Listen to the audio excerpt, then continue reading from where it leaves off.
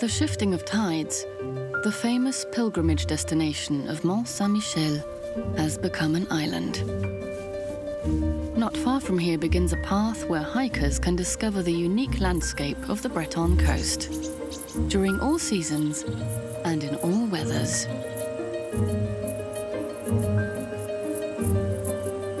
It's an ancient path, once used by customs officers and soldiers to secure the border between the land and the sea.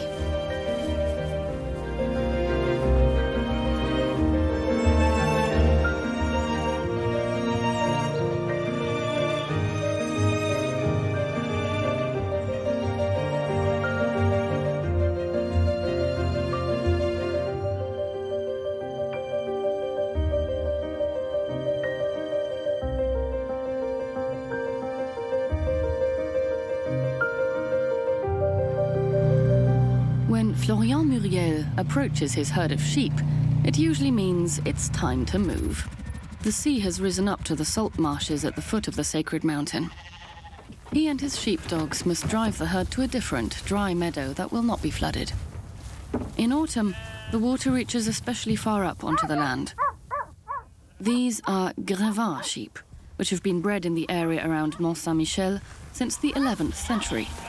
What makes them special is that they like salty grass. Come here. Come here. The journey across the pastures used to be dangerous, since few people could precisely predict how quickly or how far the tide would come in.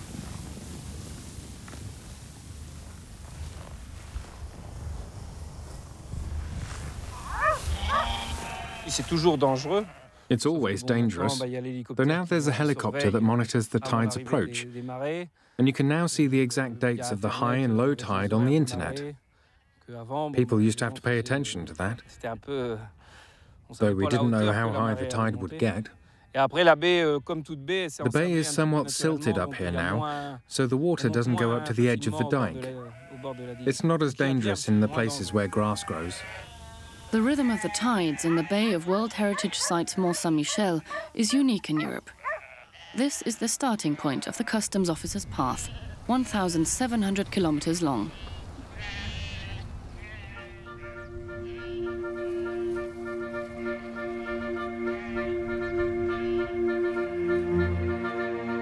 From Mont-St Michel, it leads along the Breton coast to Saint-Nazaire in the south of Brittany. The first leg runs from Mont-St Michel to Milliau Island.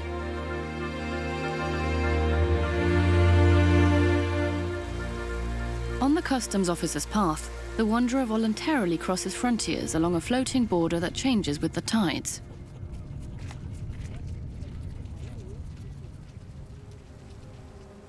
As soon as the tide is low, an eager search begins in the Bay of Mont-St Michel for small treasures that the sea has left behind. Professional shell collectors drive far out in their amphibious boats, while amateurs get busy with buckets.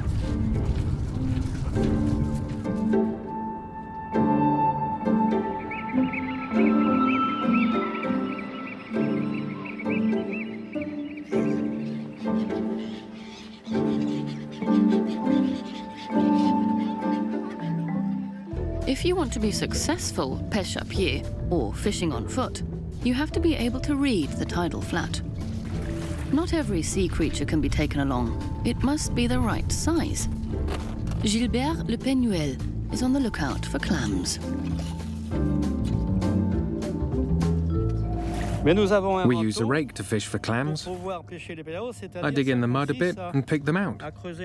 They hide about 2 or 3 centimeters under the surface. That's all.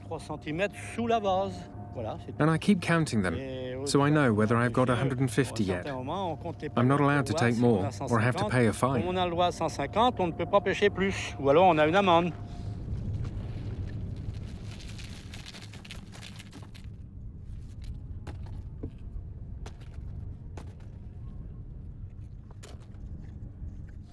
So I count them, and because I only have 100, I keep going until I get to 150. The constant change between high and low tide shapes the rhythm of life in Brittany. And it provides the ideal farming conditions for a particular delicacy among shellfish. The oyster farmers from Cancale come here daily to process their shells. Because if you want to sell pretty oysters, you have to pummel them first.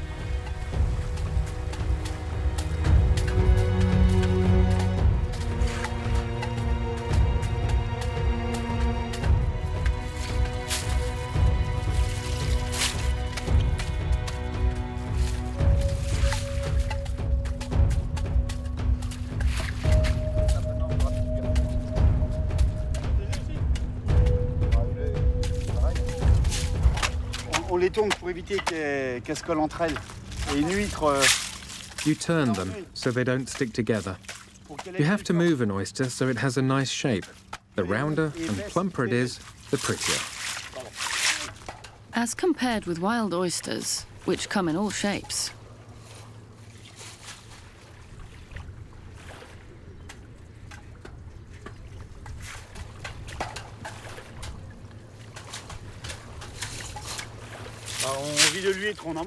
We live from oysters, we eat them and sell them.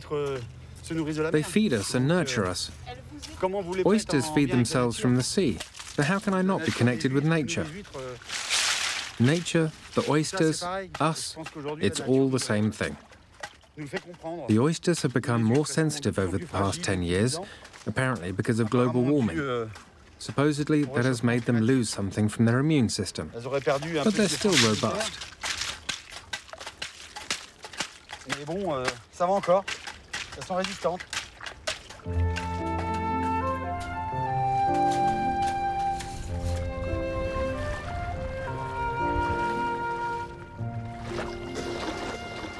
The leftovers from the oyster farm attract many sea creatures in the shallow water, which in turn captures the attention of amateur anglers. This catch is too young and will be given a chance to reproduce first. Et voilà.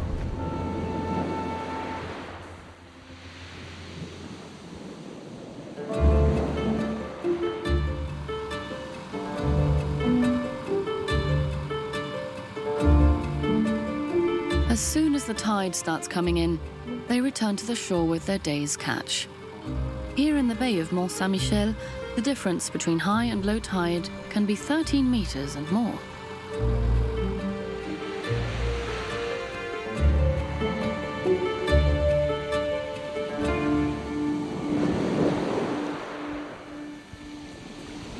The customs officer's path leads directly along the Atlantic. The rugged coast changes from bay to bay and from cliff to cliff. From the Pointe du Groin promontory, there is an unparalleled panorama of the Côte d'Emeraude, which gets its name from the emerald-colored sea. Today, hikers gaze at the deep blue of the water. In earlier times, customs officers searched the English Channel for smugglers' boats.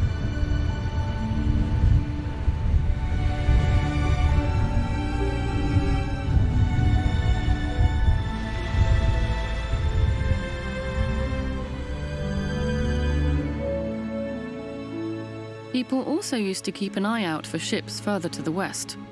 Buccaneers with letters of marque issued by the French king lived in Saint-Malo. From here, they sailed the English Channel to raid mostly English and Dutch ships. The proceeds were auctioned off, a profitable business model in the 17th and 18th centuries. The thick fortress walls are evidence of the city's fighting spirit and the success that went along with plundering.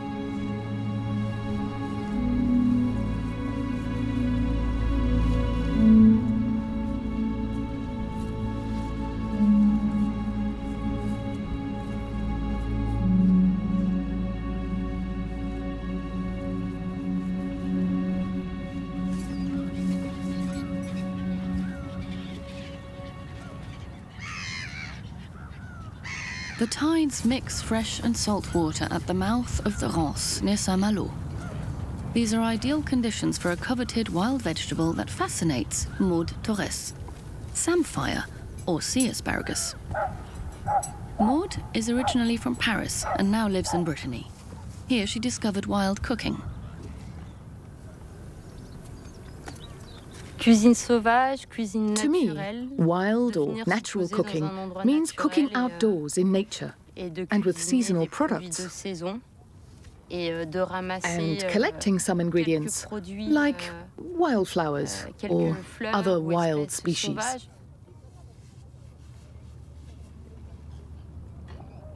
Long before samphire became a trendy dish, it was a favorite subject of biologists.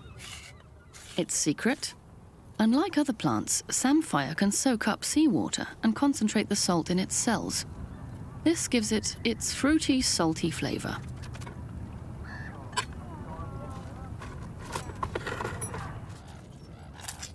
Eating plants from the mainland and the sea means you're eating living food.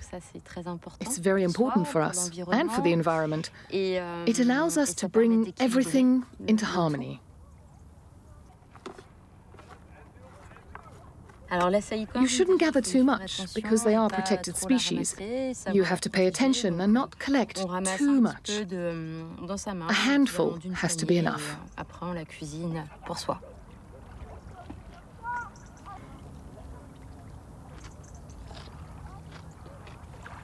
It's good.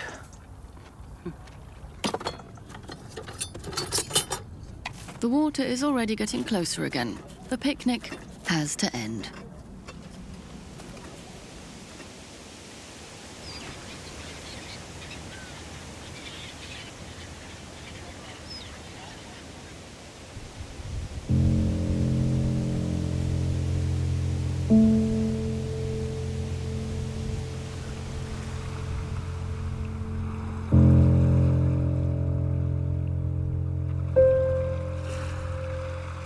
Through wild heather and over red sandstone cliffs, the customs officer's path passes Cap Fréhel.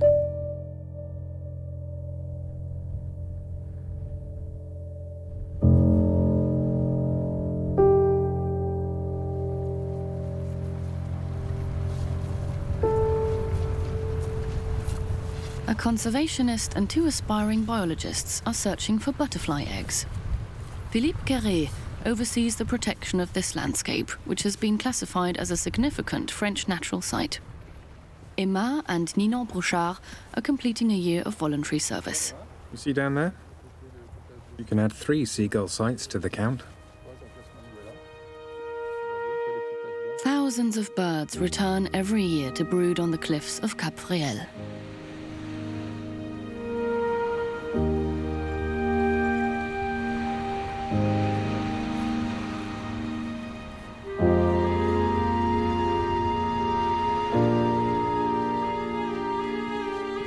The conservationists keep watch over the interplay of the elements in this unique ecosystem, and they want to pass on their knowledge about these complex relationships. Look here, we found the plant we're looking for, the gentian, with little white spots on the base. Those are the eggs of the dusky large blue. The caterpillar bores from there to the heart of the blossom to eat it, the reproductive organ of the flower. Then it falls to the ground and immediately attracts the ants. It sends off sounds and pheromones that make it seem like a baby ant. The ants get it and bring it to the anthill to finish raising it.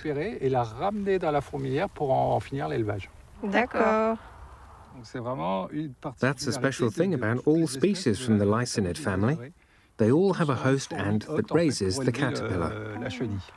So they really have to lay their eggs right next to their ant hosts. That's right.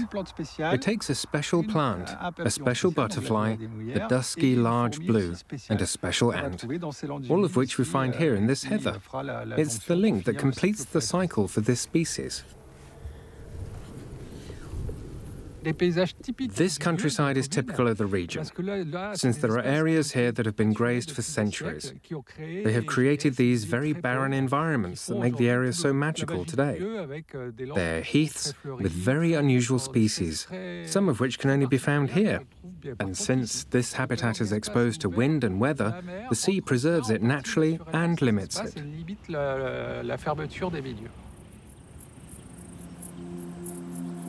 To preserve these unique sections of the coast, French coastal managers have continuously purchased land here since 1975.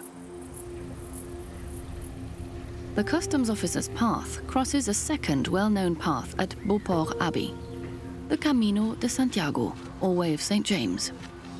Pilgrims from England who were headed to Spain used the abbey as a hostel as far as the 18th century. The ruin lies in the section of the nature reserve that is overseen by Jacques Aduris.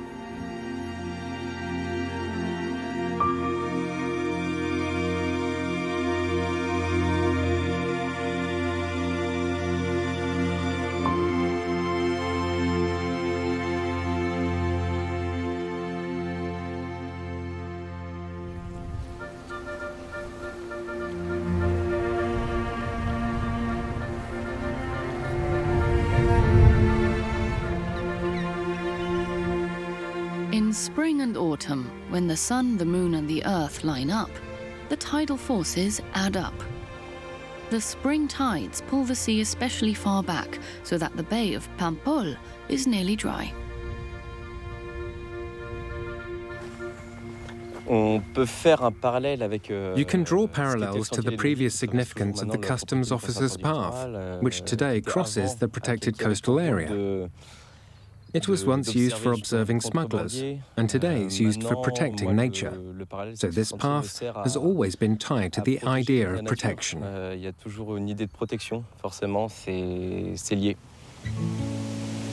Ploumanac'h Lighthouse is made of pink granite, like the cliffs that surround it. This granite, with its unique coloration, formed about 300 million years ago, following the collision of the two ancient continents, Gondwana and Laurasia.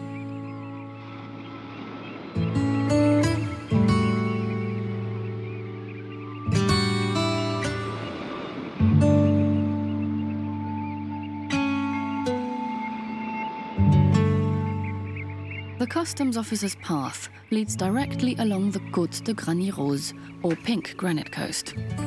It passes by bays and beaches where the pink granite forms bizarre otherworldly formations and figures.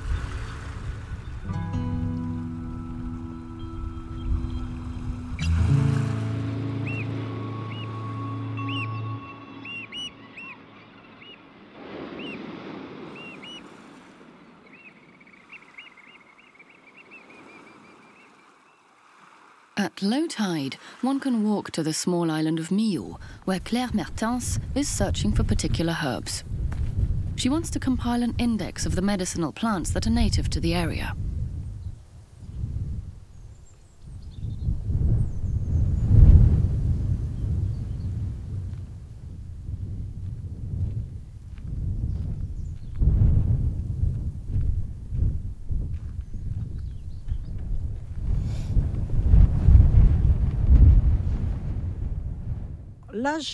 I found two interesting medicinal herbs.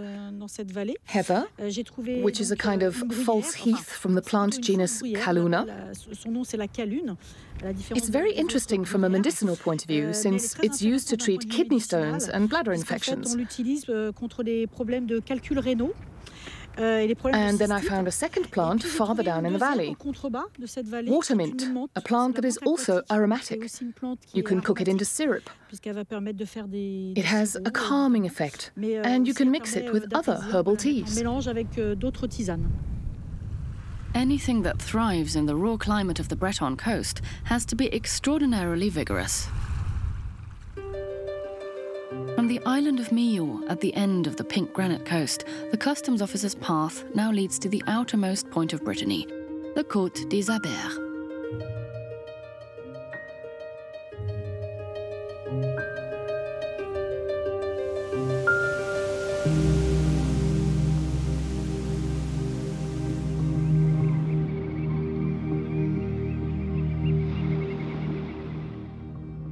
The lookout post at Milliau. A perfect strategic spot. The customs officer's base is protected by the giant rocks and can hardly be seen from the sea. Up to 35,000 customs officers walked the paths of the Sentier des Douaniers under Napoleon to monitor suspicious movements on the land and on the sea.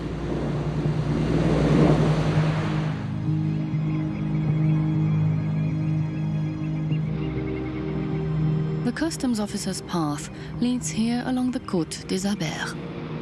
This landscape is also known as the Coast of Legends.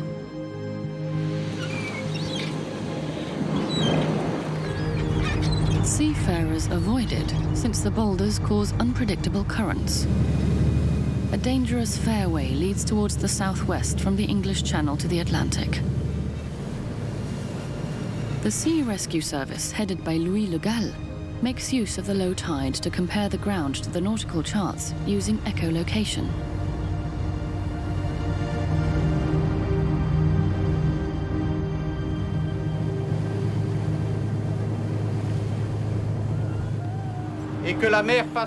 When the sea hits a boulder which is not visible, the current changes.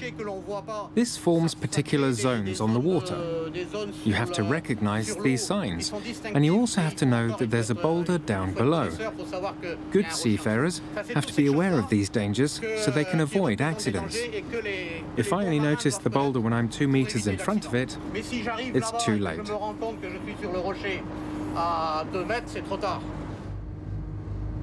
The lifeboat heads along the Coast of Legends towards the offshore island of Ouessant. The alternating high and low tides can render the little cliffs very dangerous for seafarers.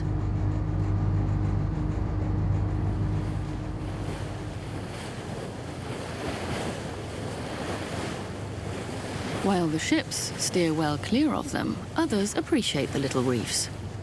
The English Channel is an important habitat for seals. The water quality is good, and there's adequate food supply.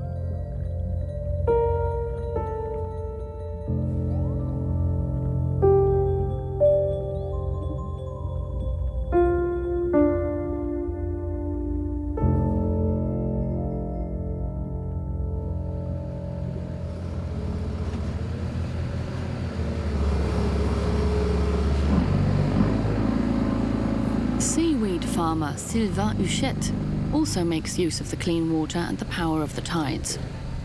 Around 800 species of seaweed grow in the largest seaweed bed in Europe, here in Brittany. Sylvain and his people haul more than 150 tons from the sea every year.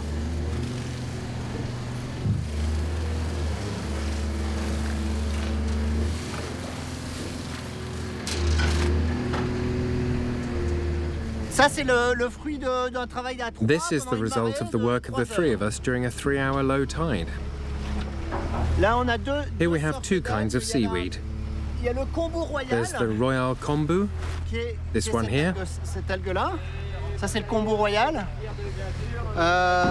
which is also called Saccharina laxissima, or sugar kelp. Sugar kelp en anglais. Et après, on a aussi... And then we have the dulse, or Palmaria palmata, a red algae that is plentiful here. Qui est assez abondante ici.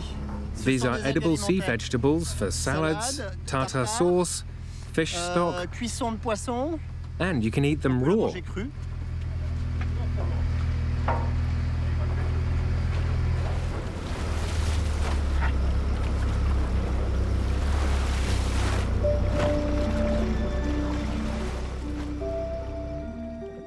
There are many protected areas along the Breton coast that offer excellent water quality.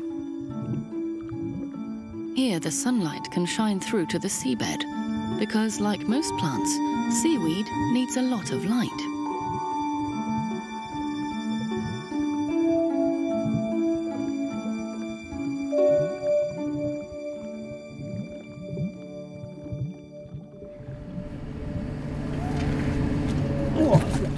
Too heavy.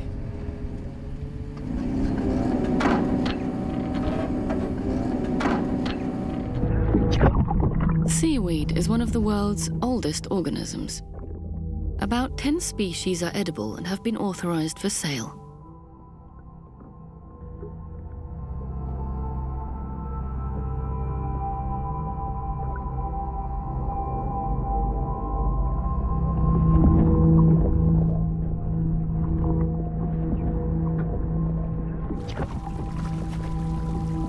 The rope that Sylvain Huchette has laid out in this Abers, a Breton fjord, is densely overgrown. The shallow water is well suited for cultivation.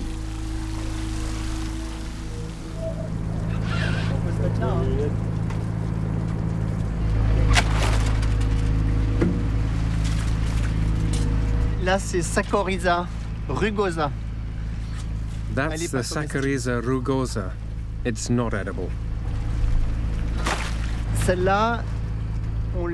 We allowed these here to multiply in a kind of greenhouse, a farm on land. We seed the rope there, then place it here in the natural environment. This way we get kelp without affecting the natural resources.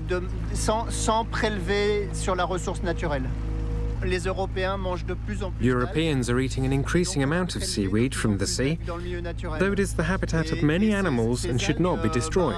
C'est aussi l'habitat de beaucoup d'animaux.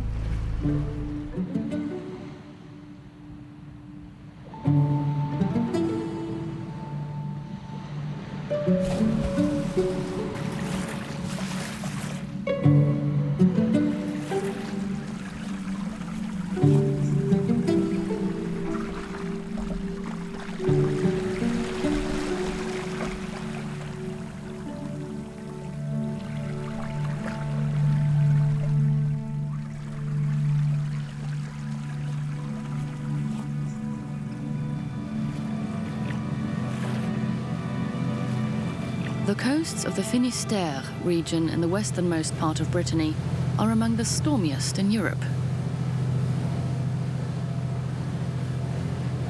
Behind you is a row of boulders, for instance, where one of the recent accidents took place. A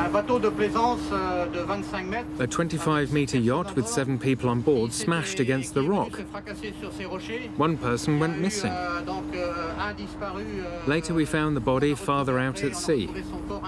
We were able to save 6 people and to retrieve 1 body. The next day there was almost nothing left of the boat.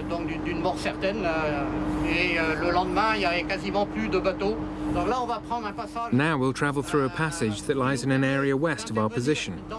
We'll save time, but it's very dangerous because you need to be very familiar with the route to get through.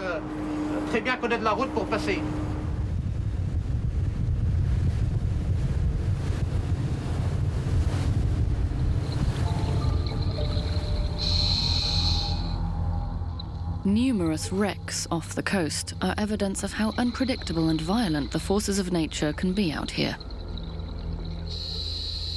One of the most famous is the Amoco Cadiz. In 1978, the oil tanker's steering gear went out during a hurricane. The ship rammed a cliff and broke apart. More than 200,000 tons of crude oil spilled out, contaminating the water and more than 350 kilometers of coastline. It took more than 40 years for the plant and animal worlds to finally recover from this catastrophe.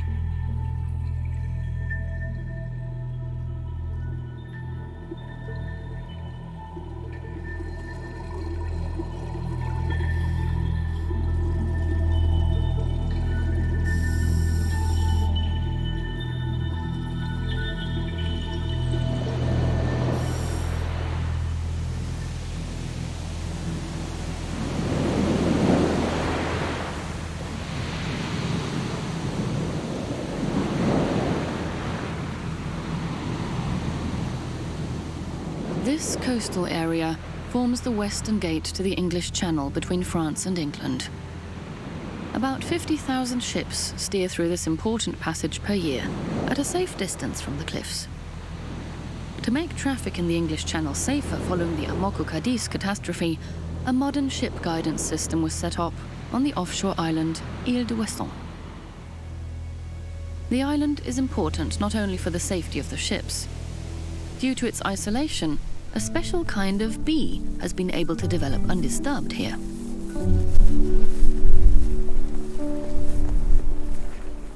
The island is known for its particularly good honey, produced by the black Breton bee. Whereas bee colonies on the mainland were decimated by the invasion of the Asian varroa mite, the island has long remained a bee paradise. Yet everything changed in 2021, when the parasite made it to the island. Beekeepers Neil Farine and Joe Herré are working with biologist Anne Dalmont to try to separate the sick bees from the healthy ones.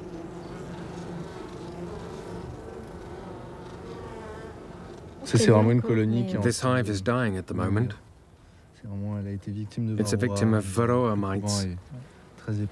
The brood is very out of balance. It was a good colony that delivered a lot of honey this year, but now it's been attacked by varroa mites and it's nearly dead.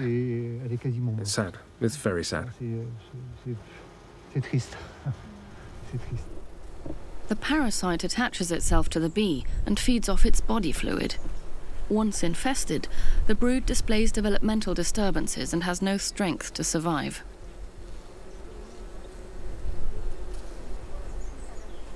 Here you see a bee with completely atrophied wings. This is the result of infestation by varroa mites that reproduce and have transmitted this so-called deformed wing virus, which is unfortunately aptly named. You see the various stages. The bees have completely deformed wings at birth. Bees affected like that are condemned to die. They typically just live a couple of hours or at most a day. Researcher Anne Dalmont is collecting the sick bees to examine them later in the lab. Before the varroa mite came to Europe in the 1980s, Breton beekeepers saved a number of colonies and brought them to the island of Ouessant. The bees were able to develop undisturbed over the course of 40 years.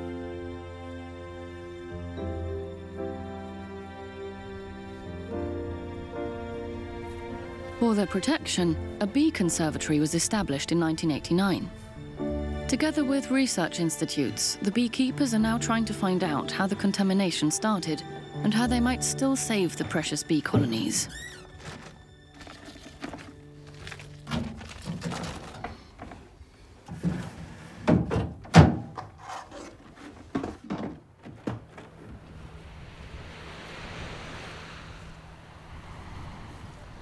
From Ouessant, it is 18 kilometers across the sea to the land, and back to the customs officer's path. The western part of the path winds its way from the end of the world at Finistère to Saint-Nazaire. On the Crozon Peninsula, the path runs parallel to the Bay of Brest.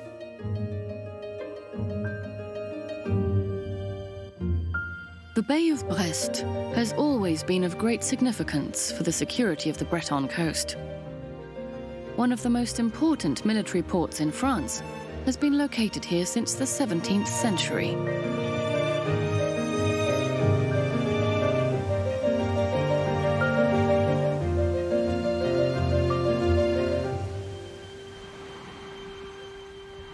The fort of the Capucins was erected in 1848, based on plans by the famous military architect Vauban. This and two additional forts controlled the strait, which is only 1.5 kilometers wide.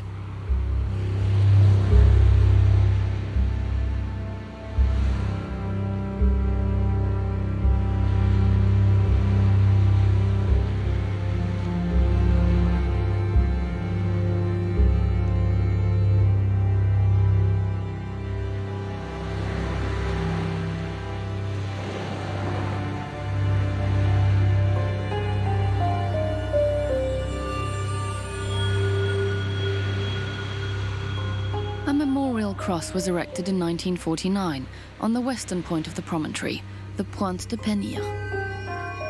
It honors the armed Allied forces whom Charles de Gaulle had joined in 1940 to fight for French freedom in the war against Germany.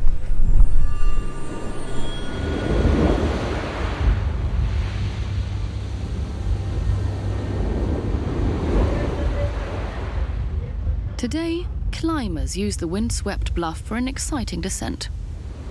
They have to get down before the water comes in, then continue on foot for a few meters to the spot where they can climb back up.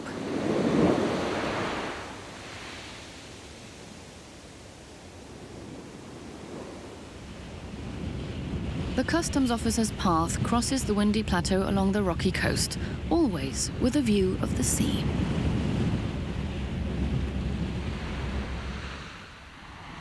Further evidence of Vauban's engineering genius, the defense tower, built in the 17th century, is now a UNESCO World Heritage Site.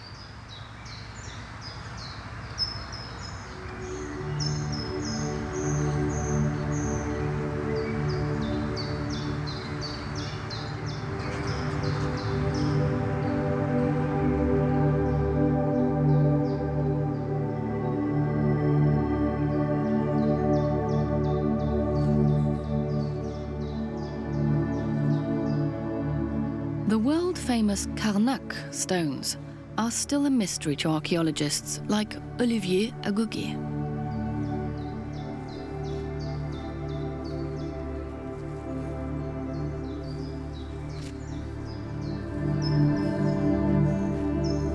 Voilà, on est sur une zone géologique. Here we are on a geological dividing line between the coast and the mainland.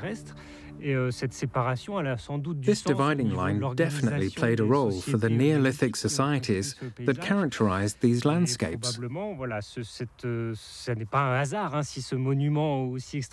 It is no accident that this unusual monument can be found along this dividing line. It emphasizes the border that separates the world of those people who live from the resources of the sea and those who live from the resources of the land.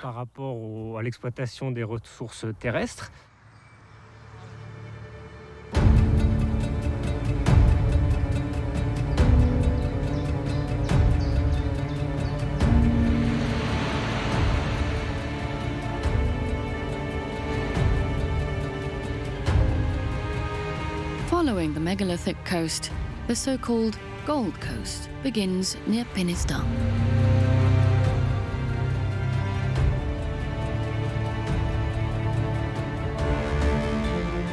It gets its name from the gold that was once prospected here. Little grains of it were deposited in the sandy rocks of the cliffs.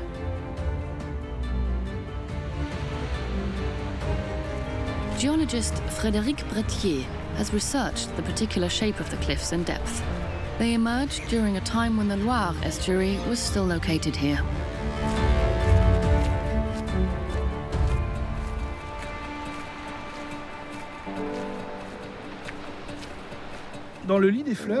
Folds form in the riverbed. They're simply underwater dunes. And the current pushes the sand and the gravel. Then the first pebble is pushed by the current, climbs up the dune, tumbles down again due to gravity, and ends up here. That's the most important indicator, since it shows us how the current deposited the sand here.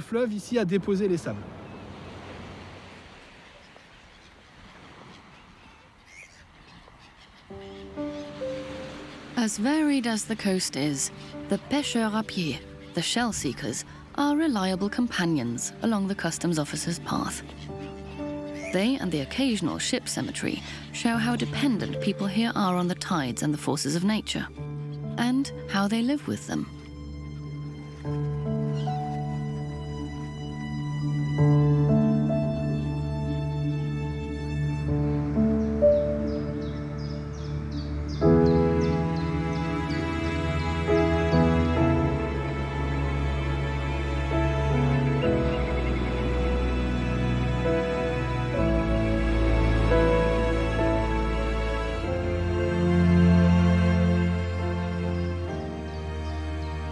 The tides, the sun and the wind are also the most important helpers of the salt farmers of Guérande.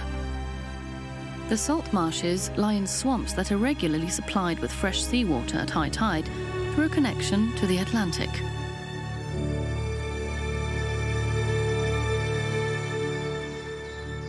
Wanderers can marvel at this surreal water landscape as they cross through it on the customs officer's path. It's a unique mosaic between land and sea.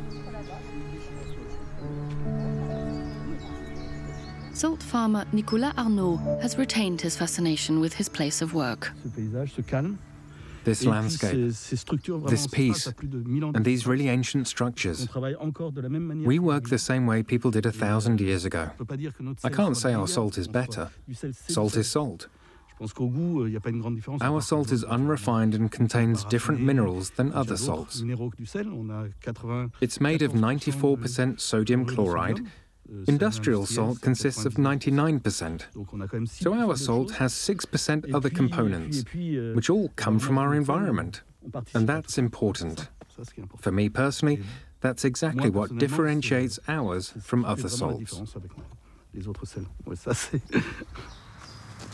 The profession of the salt farmer, which has been passed down from father to son since time immemorial, has intermittently been at risk of dying out. Nicolas Arnaud came to it as a newcomer 30 years ago, for the love of salt.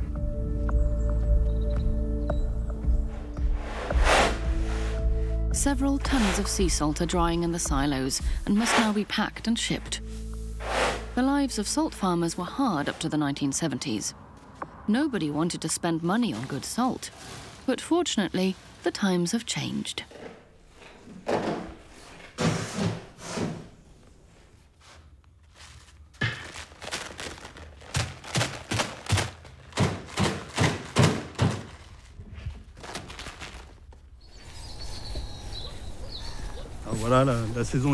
The season is over.